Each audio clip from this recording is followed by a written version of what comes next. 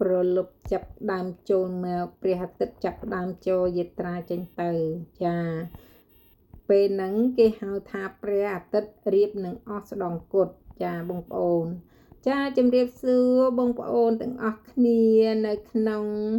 channel របស់នាងខ្ញុំតែងតែមានដើមឈើដើមព្រៃភូមិស្រុកអ្នកនៅសហរដ្ឋអាមេរិកចាភាគច្រើននាងខ្ញុំចូលកន្លែងណាថតកន្លែងហ្នឹងចាឥឡូវនេះបានឃើញថាដល់កន្លែងដែលព្រះអាទិត្យរៀបនឹងអស់ស្ដងគត់ចាអញ្ចឹងបងប្អូនសប្បាយចិត្តដែរឬទេមនុស្សភាគច្រើនសប្បាយចិត្តណាស់នៅពេលដែលព្រះអាទិត្យរៀបនឹងអស់ស្ដងគត់ចាមានអ្នកខ្លះក៏តែងតែសម័យឃើញចង់ទៅមើលព្រះអាទិត្យរៀបនឹងអស់ស្ដងគត់ទៀតប៉ុន្តែអ្នកជាច្រើននោះក៏បានដឹងទៀតថាព្រះអាទិត្យអស់ស្ដងគត់ថ្ងៃនេះថ្ងៃស្អែកក៏នៅតែមានព្រះអាទិត្យអស់ស្ដងគត់ដូចគ្នាដែរដូច្នេះមិនចាំបាច់ទៅមើលនៅថ្ងៃនេះទេចាចាំមើលនៅថ្ងៃស្អែកទៀតអញ្ចឹងព្រះអាទិត្យវាមានពេលវេលារបស់វាដល់ពេលវាអស់ស្ដងគត់នៅពេលល្ងាចចាបងប្អូនសប្បាយចិត្តនៅពេលដែលបានជួបជុំក្រុមគ្រួសារនៅក្នុងពេលរាត្រីណាក្រោយពីព្រះអាទិត្យអស់ស្ដងគត់ទៅមេឃក៏ចាប់ផ្ដើមងងឹតប៉ុន្តែនៅក្នុងផ្ទះគឺមានពន្លឺចាបើមិនពន្លឺចង្កៀងទេក៏ពន្លឺអំពូលភ្លើងដែរអំពូលអគ្គិសនីដែរចាអញ្ចឹងបងប្អូនមានអារម្មណ៍ថាកក់ក្ដៅ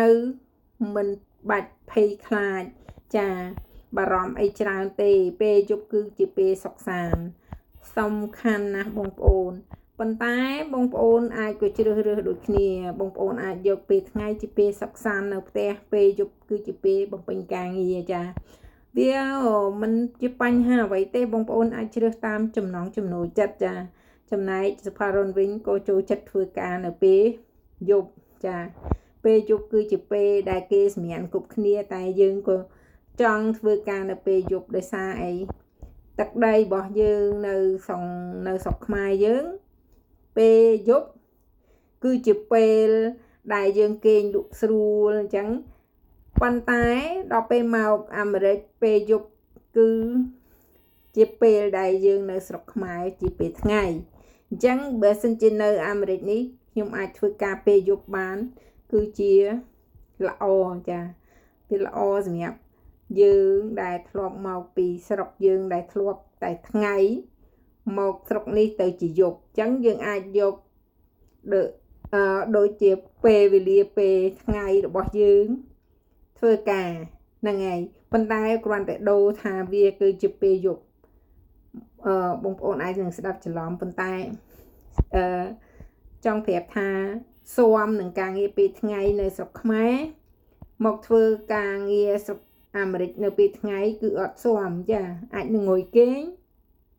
ដោយសារពេលនេះអាមេរិកវាយប់